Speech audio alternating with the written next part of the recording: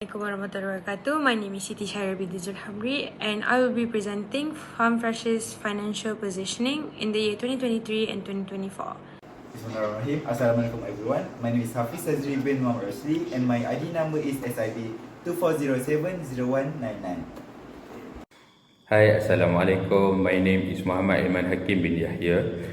My ID number is SIB 24070150. Hi everyone. Today, our group will analyze the financial performance of two Malaysian dairies company, which is Dashlady and FarmFresh.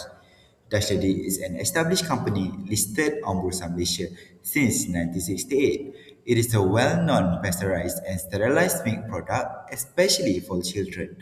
Recently, it has faced higher production costs, global dairy price change, and also consumer spending pressure. Next is FarmFresh is a fast-growing local dairy company offering fresh milk, yogurts, and a plant-based product. Its performance is affected by business expansion, high capital investment, rising feeds and labor costs, and supply chain challenge. In this presentation, we will compare their financial performance in 2024 using financial ratio, focusing on liquidity, efficient leverage, and profitability. Also, we want to see the performance of each company in 2023 and 2024. Thank you. First, let's look at the current ratio. Dashlady's liquidity position was lower in 2023 compared to 2024. In 2023, the company had 80 cents in current assets for every 1 ringgit of current liabilities, while in 2024, this slightly improved to 84 cents. This indicates that although liquidity improved, the company still faced challenges in fully recovering its short-term obligation using current assets.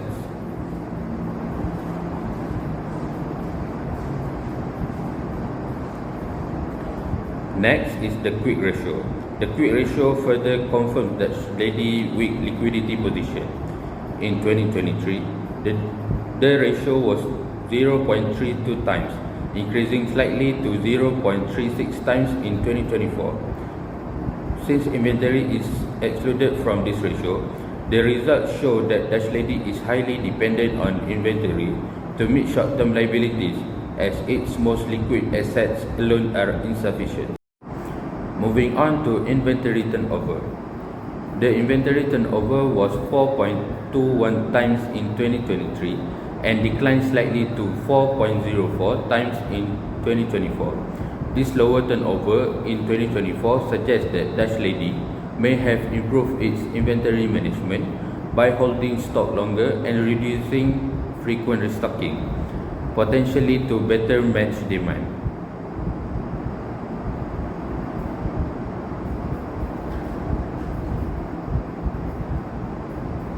Next, the average collection period. Dashlady took a slightly longer time to collect receivables in 2024 compared to 2023. This indicates lower debt collection, suggesting that the company may need to review its credit policies to improve cash inflows and reduce outstanding receivables. For total assets turnover, the ratio declined in 2024 compared to 2023, indicating reduced efficiency in using total assets to generate sales. This suggests that assets growth in 2024 was not matched by sales growth, and management should focus on improving assets utilization.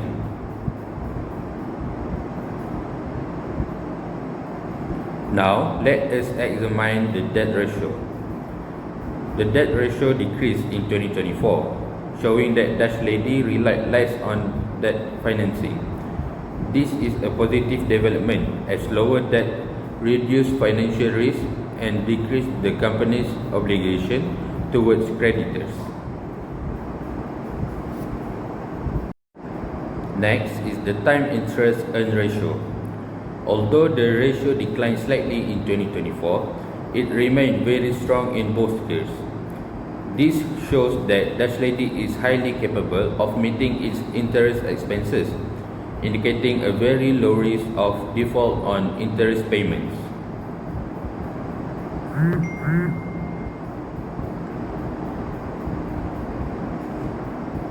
Moving on to net profit margin. Dutch Lady's net profit margin improved in 2024, reflecting better cost control or improved operational efficiency. This means the company generate higher net profit for every ringgit Malaysia of sales, which is a positive profitability trend. Next, the return on assets or ROA. ROA remained relatively stable across both years, indicating consistent efficiency in generating profit from total assets. However, there is still room for improvement, as Dutch Lady's ROA is slightly lower compared to the industry average.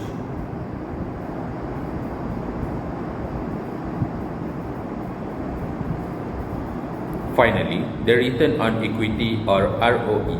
The ROE increased from 17% in 2023 to 19% in 2024. This improvement shows better returns to shareholders and more effective use of equity, making Dutch Lady more attractive to investors.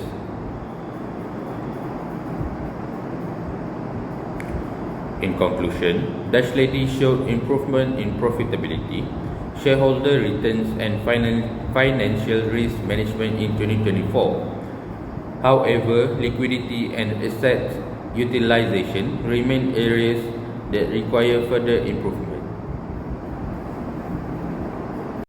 After conducting the calculation for all of the ratios, here is what we have observed. Firstly, regarding its cash capability, FarmFresh has strong liquidity position. The company has maintained a robust ability to meet all short-term financial obligations. Secondly, FarmFresh has a healthy current ratio. It has consistently remained above 2.0 between the years 2023 and 2024, indicating that the current assets are more than double current liabilities.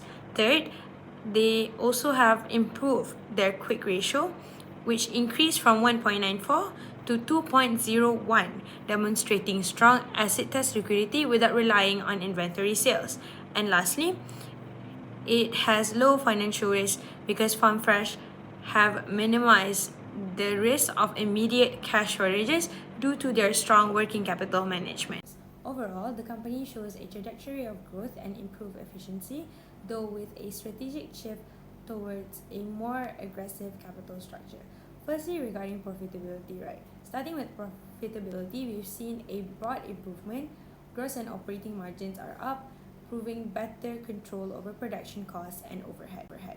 Most notably, our return on equity jumped from 6% to 10%, while our net profit margin rose to 7.9%. It's clear we are squeezing more value out of every dollar we have invested. Secondly, asset management efficiency. Our operational efficiency is also trending upward. We've significantly optimized inventory, with turnover rising from 2.76 to 3.8 times.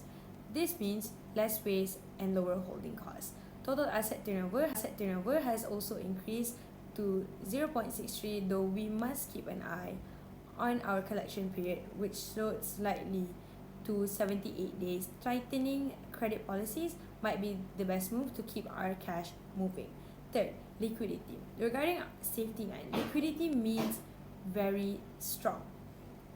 Our current ratio is well above 2.0 and our quick ratio actually improved 2.01. This confirms that even without selling a single unit of inventory, we can comfortably cover all short-term debts and we have zero immediate risk of cash shortage. Fourth, debt management and conclusion. Finally, looking at our capital structure, we are becoming more leveraged. The debt ratio rose from 40% to 46%, while our interest coverage at 5.09 times is still safe. FarmFresh is more profitable and efficient than ever, but the future focus must be on maintaining high earnings to service this growth-oriented debt. Now, let's look at the comparison between Dashady and FarmFresh in 2024. For the current ratio in 2024, FarmFresh has 2.93, which shows strong liquidity and the ability to pay short-term debt. Dashlady has only 0.84, which means low liquidity and less cash. For every 1 ringgit of debt, FarmFresh has Rm 2 ringgit 93 cents, while Dashlady has Rm 0.84 cents.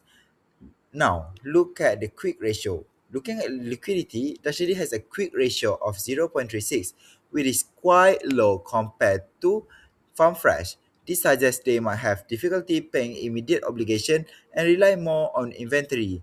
In comparison, FarmFresh has a quick ratio of 2.01, showing strong liquidity and the ability to cover short-term debts. Now, let's look at the Now, for the inventory turnover, Dashlady records 4.04 times, slightly higher than FarmFresh at 3.08 times. This indicates Dashlady sells inventory a bit faster, but both companies manage their inventory effectively. Next, the average collection period shows how long a company takes to collect debts from customer. In 2024, Dashlady collects payments in just over 30 days, which is much faster than FarmFresh at 17.8 days. This indicates Dashlady managed its receivable better and maintaining healthier cash flow. FarmFresh may need to review its credit policy as taking longer to collect payments could affect their cash availability. Now, for the total asset turnover, measure how efficiently a company used all its asset to generate sales. In 2024, the share records 1.35 times, while FarmFresh record only 0.63 times. This indicates Dashlady is more efficient in managing its asset to generate revenue, where FarmFresh still has room to improve asset utilizations. Next, for debt ratio, looking at debt ratio, the study has 53%, which means it finances a larger portion of its asset through debt. In contrast, FarmFresh has a lower debt ratio of 46%, relying more on shareholder equity. A lower debt ratio is generally safer as it reduces financial risk, making a FarmFresh capital structure more secure compared to Dashlady. Now, for the time interest earn ratio indicates how many times a company can pay its interest using operating profits. In 2024, the study record a very high ratio of 19.62 times, showing strong ability to manage interest obligations. FarmFresh record 5.09 times, which is sufficient to cover interest but not as strong as the study in this area. Next, for the net profit margin. Net profit margin show how much profit a company earns from every ringgit of sales. In 2024, FarmFresh record a higher margin of 9% compared to Dashlady 7%. This means FarmFresh is more profitable per RM 1 ringgit of sales, while Dashlady lower margin may be due to higher operating expenses, interest, or taxes. Now, for the return on asset, or known as ROA, measure how efficiently a company generates profit from its assets. In 2024, Dashlady record 9%, while FarmFresh record 5%. This shows Dashlady used its asset more efficiently to generate profit, achieving higher returns compared to FarmFresh. Next, for the return on equity, or known as ROE, show how much profit a company earns for its shareholder investments. In 2024, the study record 19%, while FarmFresh record 10%.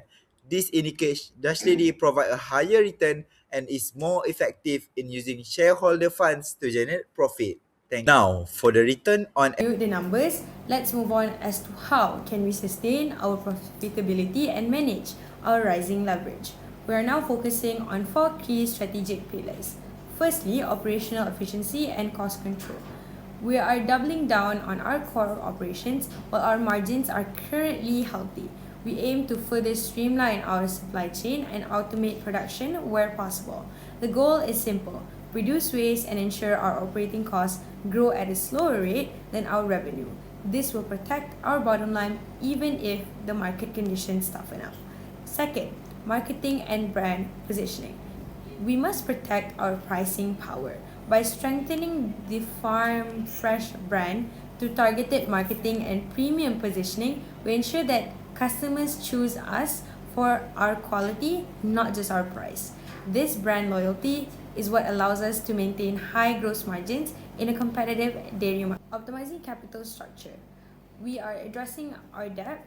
We saw that our leverage has increased to 46%.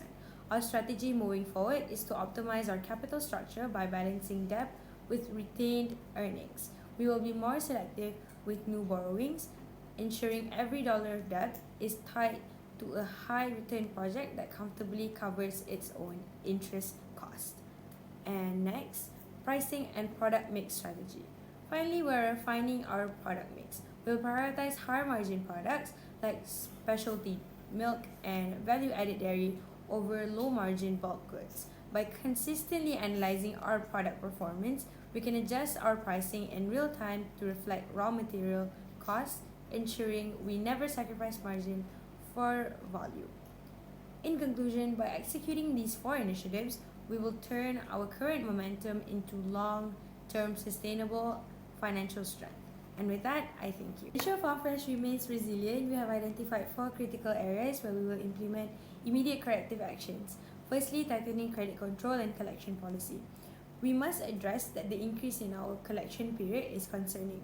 Therefore, we would like to implement stricter credit screening for new customers and introduce early payment incentives to accelerate our cash inflow. Secondly, controlling production and operating costs. We would like to build on our margin growth by further refining production costs by looking at lean manufacturing techniques to keep a strict ceiling on both our administration and distribution expenses. Third, optimizing capital structure and debt management. Regarding our debt, which has risen up to 46%, our focus is now on stabilization. We will prioritize using internal cash inflows to fund smaller projects rather than working on new high-interest loans. Our goal is optimizing capital structure and debt management. Regarding our debt, which has risen up to 46%, our focus is now on stabilization. We would like to prioritize using internal cash flows to fund smaller projects rather than taking new high-interest loans. Our goal is to bring our times interest earned ratio back up.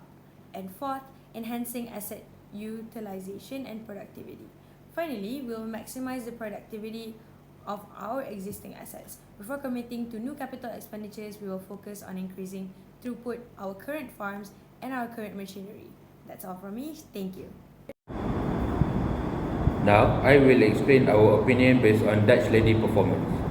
First, Dutch Lady demonstrates strong financial stability, as shown by consistent profit growth from 2023 to 2024.